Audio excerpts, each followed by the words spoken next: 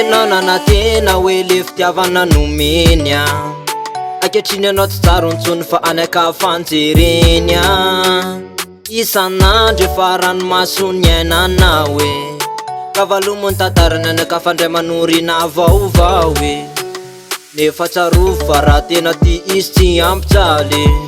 ka velao izy hoany fasandray hoany fona no arary ekekeo mangidy ekekeo marary saingy anao ve tsy le tomany efa fahoantsainao no momba azy enao angeo a tsy voasazy aneka fa mitady de avelao izy hoandra tsy tamana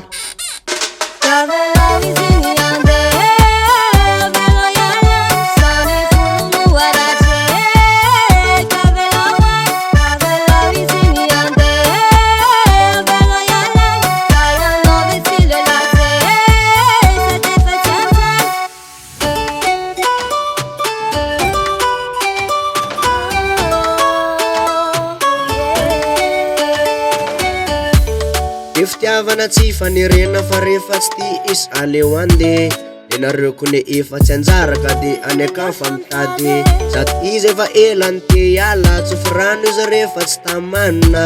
fa fitiavana diso fentefa karaha mbola toizana tsy tsara za ianao ve tsy leo ranomaso isan'andro miaina ny mafy fa tsarofy fa ny tsarany be dia be anambola ty azy azenao disy iny anefa nampitsaly ka de mitedava vaovao fa mbola misy anjaranao anefa fahoantsainao no momba azy enao angeo a tsy voasazy aneka fa mitady de avelao izy hoandra tsy tamana